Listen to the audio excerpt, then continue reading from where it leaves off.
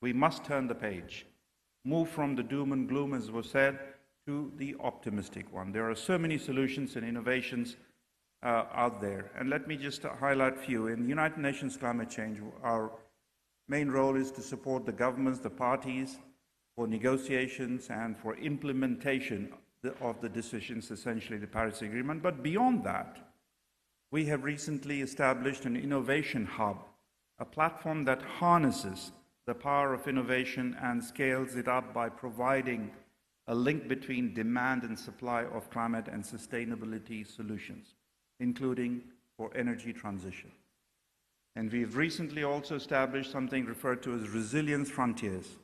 This is another very interesting initiative through which we look at frontier technologies, things that maybe don't exist today, for solutions and for the problems that we don't even know of today, but looking ahead to 20, 30 years from now and working backwards from there. That is referred to as Resilience Frontiers, and using forward-looking technologies and innovation and bringing various stakeholders together, all to get to the 1.5-degree world that we all want to aspire towards. And another one, which is very important, and especially also for this forum, is action for climate empowerment.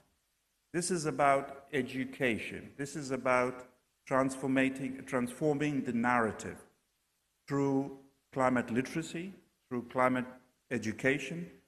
And this is extremely important, and that I passionately believe in, is about educating the younger generation about climate change and the impacts of it and the solutions.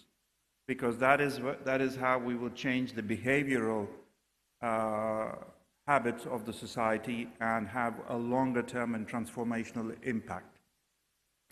So, as I said, from 17 days from now, the leaders from around the world, we have confirmation of about 100 heads of states and governments who will be coming to Sharm el-Sheikh, and about 40 or maybe 40 to 50,000 participants who would be meeting in Sharm el-Sheikh. It is time for all of them to take decisive action on climate and implement Paris Agreement, because the world, especially the youth, are no longer interested in listening to negotiations, listening to big statements and speeches. They want action. They are most affected by what will happen today and in COP27 in Sharm el-Sheikh. They do not want to hear about the process anymore.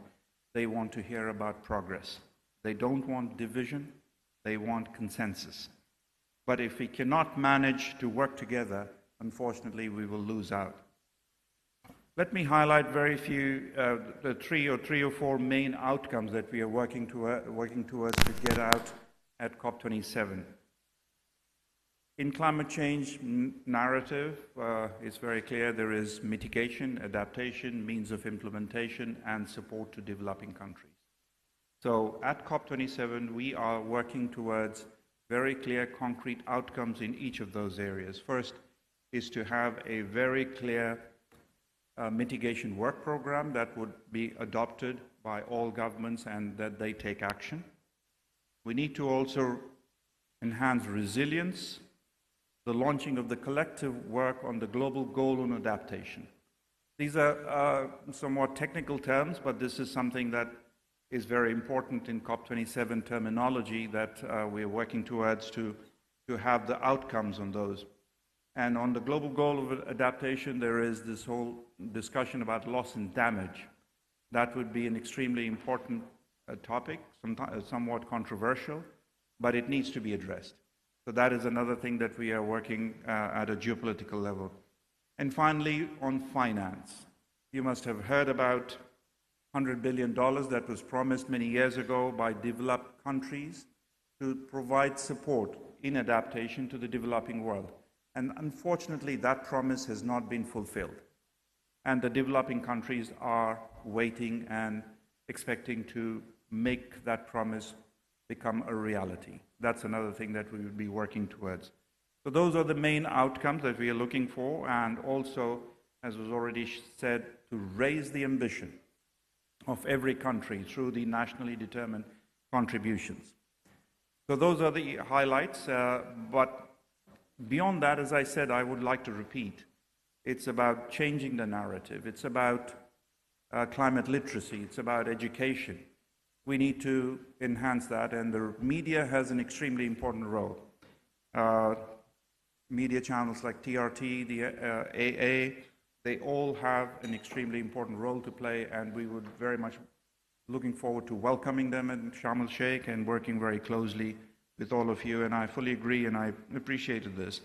Word for the better world, and let's change the narrative. Those are very good hashtags in the social media context, so let's continue to work on that, and look forward to a good discussion, and once again, thank you all very much. Teşekkür.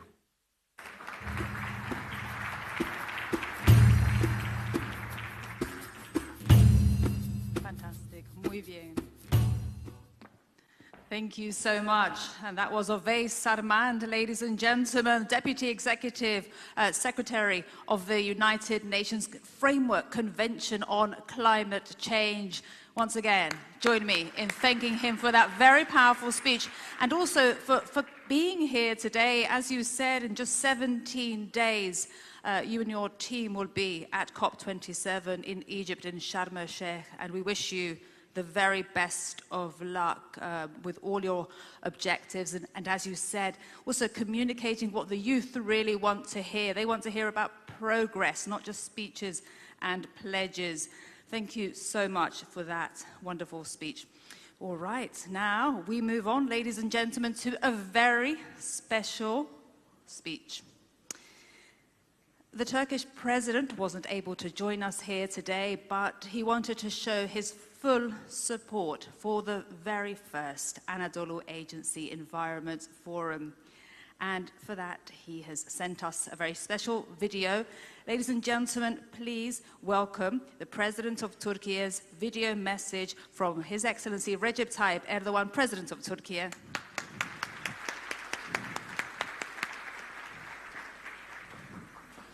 Değerli katılımcılar, Anadolu Ajansı'nın kıymetli mensupları, hanımefendiler, beyefendiler, sizlere en kalbi duygularımla, saygıyla selamlıyorum. Çevre Forumu'na katılmak üzere dünyanın dört bir yanından İstanbul'umuzu teşrif eden siz misafirlerimize hoş geldiniz diyorum. Forumun tüm insanlık için hayırlara vesile olmasını diliyor. Anadolu Ajansı yönetimini ve bu etkinliğin icrasında emeği ve katkısı olan tüm kurum ve kuruluşlarımızı canı gönülden tebrik ediyorum. Çevre Forumu en büyük küresel sorunlardan biri olan iklim ve çevre krizine medya perspektifinden bir çözüm üretmek için düzenleniyor. Medyanın sorumluluğundan sürdürülebilir kalkınmaya, doğal afetlere, medyanın yaklaşımına kadar iklim ve çevre meselelerinin formunun kapsamında tüm boyutlarıyla ele alınacağına inanıyorum. Kıymetli misafirler, sanayileşme, teknolojik ilerlemeler ve insan kaynaklı etkiler çevre üzerinde maalesef çok ciddi tahribat oluşturuyor. Her geçen yıl bu tahribatın etkilerini dünya genelinde daha fazla görüyor ve hissediyoruz. Zamanında ve yeterli önlem alınmazsa çevre felaketleri, hava kirliliği, su ve gıda güvenliği ile biyoçeşitliliğin kaybı geri döndürülemez noktalara ulaşacaktır. Şüphesiz her meselede olduğu gibi bu konuda da tabiata daha çok zarar veren ülkelerin daha fazla sorumluluk üstlenmesi, mücadeleye daha fazla katkı sağlaması önem arz ediyor. İnsanı yaşat ki devlet yaşasın anlayışımız, çevrenin korunmasını da içeren geniş bir yaklaşımı ifade ediyor.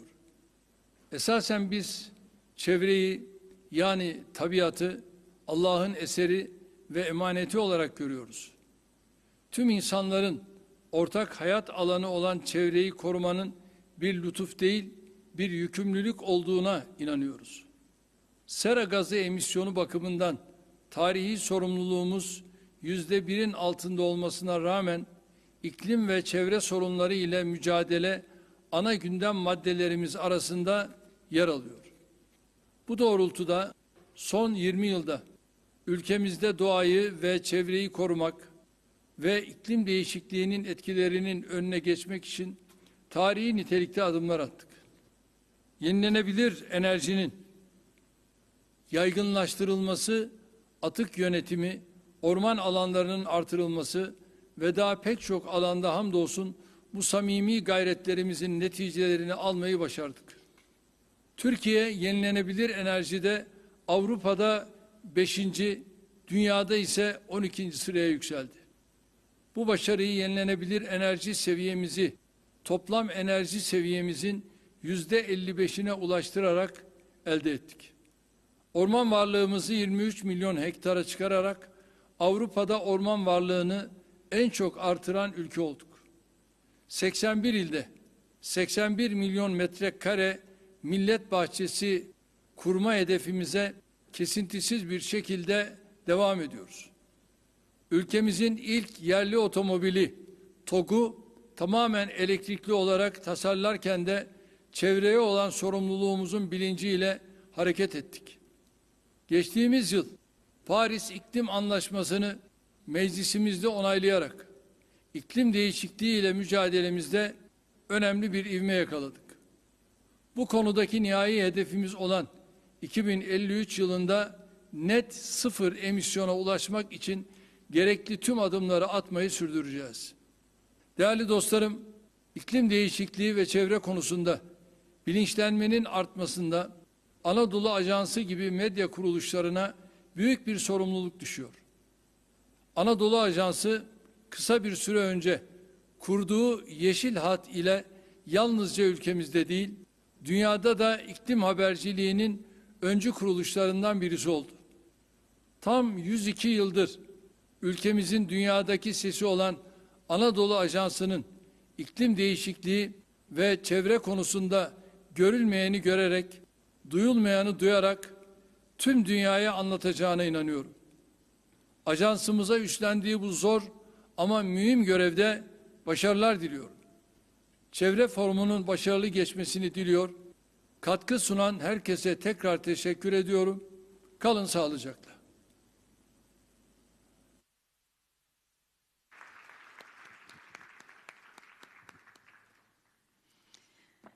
Ladies and gentlemen, that was Hanımefendiler, beyefendiler, Sayın Ekselansları Recep Tayyip Erdoğan, Türkiye Cumhuriyeti Cumhurbaşkanı bize son derece özel bir video mesajı gönderdi ve ilk Anadolu Ajansı Çevre Forumu'na desteklerini bu şekilde kendileri ifade ettiler. Evet, şimdi ilk kahve aramıza sıra geldi. Çok özel bir kahve arası olacak. Çünkü kahve arası sırasında canlı olarak bir dalışı izleme fırsatı bulacaksınız. Anadolu Ajansı'nın ödüllü fotoğrafçısı Sayın Şebnem Coşkun canlı sembolik bir dalış yapacak ve deniz altından atık toplayacak. Ben de bunu duyduğumda şöyle harika bir alıntı geldi aklıma. 2050 itibariyle denizde balıktan çok plastik olacak. Bu gerçekten çok endişe verici bir alıntı. Evet hanımefendi, konuşmacılarımızı alkışlayalım.